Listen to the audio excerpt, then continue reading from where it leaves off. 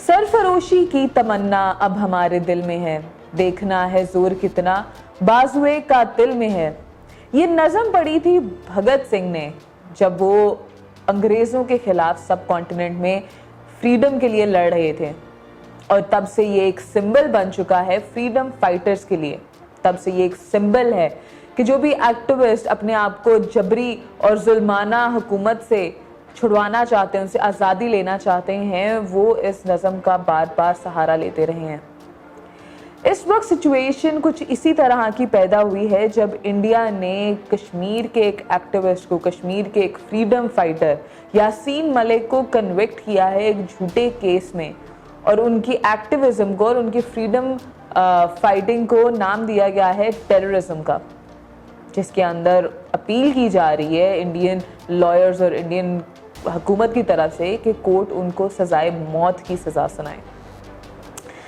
लेकिन यहाँ पे सवाल ये खड़ा होता है कि उस वक्त जब अंग्रेज़ों से आज़ादी हासिल करनी थी तो उस वक्त के फ्रीडम फाइटर्स हीरोज़ थे।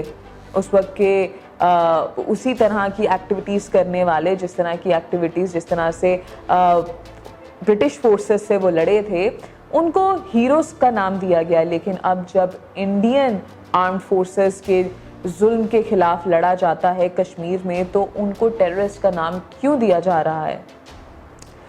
Yasin Malik has always been a freedom fighter for Kashmiris. Kashmir के अंदर होने वाली पिछले तकरीबन 75 सालों से जुल्म होता आ रहा है। कश्मीर के लोग कभी भी इंडिया का हिस्सा नहीं बनना चाहते थे, और वो 7 दहाइयों से लेके अब तक एक डिस्प्यूटेड टेरिटरी है। वहाँ के मुसलमान आज भी अपनी आज़ादी के लिए जंग लड़ रहे हैं, लेकिन इंडिया की भारी अक्सरियत में अफवाज वहाँ पे मौजूद है जो कि हज़ारों लोग मार चुकी है। हज़ार मर्द हो या ख़वातीन हो, बच्चे हो, बूढ़े हो, उनका कत्ल कर चुकी है कश्मीर के अंदर, और सैकड़ों तादाद में काफ़ी ज़्यादा अफराद को डिसअपियर कर दिया गया है। नहीं मालूम कि वो किस जेल में मौजूद हैं, कहाँ मौजूद हैं, वो ज़िंदा भी हैं कि नहीं है, बिकॉज उनकी प्रोसिक्यूशन नहीं की गई, उनको किसी कोर्ट के सामने पेश नहीं किया गया, बस उनको गायब कर दिया गया। और आज भी उनके घर वाले इस इंतज़ार में हैं कि वो वापस आएंगे कि नहीं आएंगे। सिमिलरली इस वक्त अब जब यासीन मलिक को इंडिया ने अपने कब्ज़े में रखा हुआ है और उसके ऊपर झूठे केसेस बना के उसको कोर्ट ने अपने, बिकॉज उनकी अपनी कोर्ट है, वो किसी को भी कन्विक्ट कर सकते हैं, उनको कन्विक्ट कर दिया, और अब उसके बस फैसला आना बाकी है कि या तो उनको सजाए मौत होगी या फिर उनको उम्र कैद की सज़ा सुनाई जाएगी। पर इंडिया बार बार कोशिश कर रहा है कि सजाए मौत हो, लेकिन पाकिस्तान आज भी उनके साथ खड़ा है। पाकिस्तान आज भी कश्मीर के साथ खड़ा है, कश्मीर के फ्रीडम फाइटर्स के साथ खड़ा है, और जब तक कश्मीर आज़ाद नहीं होगा इंडिया से, तब तक ये कोशिश और ये जिद्दोजहद जारी रहेगी।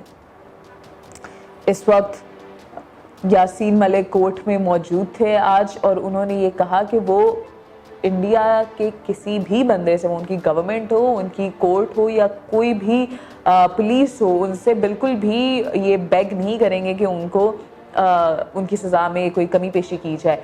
जो सज़ा वो देना चाहते हैं वो उसके लिए तैयार हैं, because he is a hero, he has fought for what he believes is right, और अपनी आज़ादी के लिए जंग लड़ना कोई गलत बात नहीं है।